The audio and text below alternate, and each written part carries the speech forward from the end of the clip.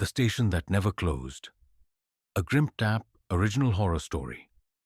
Before the story begins, if you enjoy true horror, unexplained encounters, and stories that stay with you long after the lights go out, subscribe to Grimp Tap because some stories are not meant to be forgotten.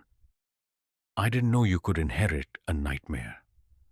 When the letter arrived from the law office in Lincoln, Nebraska, I thought it was a mistake. No one leaves anyone a train station. But my great-uncle Preston Lawrence did. I barely remembered him. A quiet man, always alone. The kind of relative your family never explains, only avoids. His property was called Millbrook Station, an abandoned railway depot sitting on 5 acres of dead prairie 2 hours west of Omaha. The lawyer included a photograph, a brick station, a long, empty platform, tracks disappearing into weeds, and that was when I should have thrown the letter away. 3 weeks later, I was unemployed, broke, and driving west on Highway 34. The station appeared at the end of a crumbling gravel road like it had been waiting. No broken windows, no vandalism, no decay. The door creaked open as if it recognized me. Inside, the waiting room was perfect, benches aligned, brass polished, floor swept, calendar on the wall turned to September 1968. The station had officially closed decades ago, yet everything looked alive.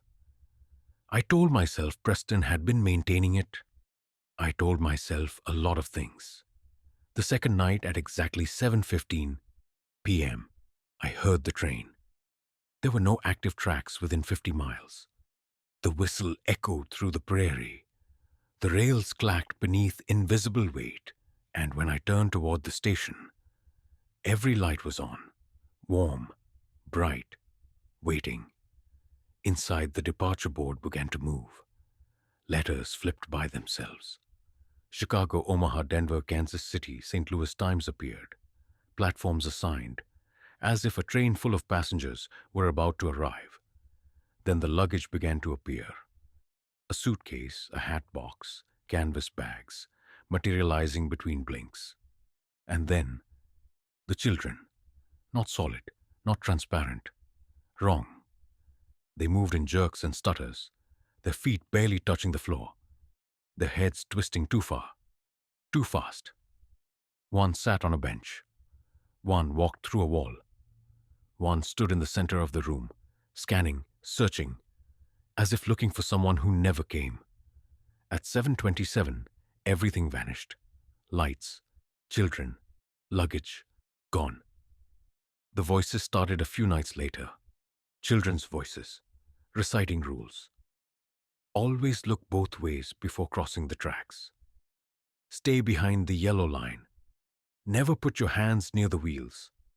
Over and over, growing louder every night, until I could hear them inside my chest. The courthouse records told me the truth. In 1962, a school train derailed near Millbrook. 12 children died. The engineer's name was Atticus Manning. The brakes were never broken. The train accelerated instead of slowing. 2 years later, Manning died in a single-car accident. Inside the station wall, behind the filing cabinet, I found his confession.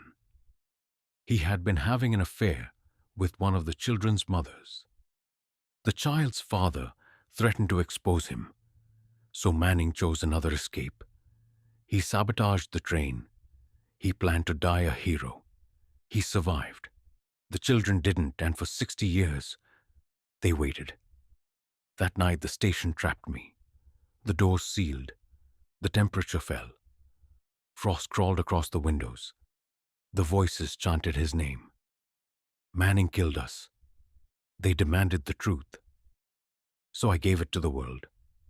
When I posted Manning's confession, the station went silent forever.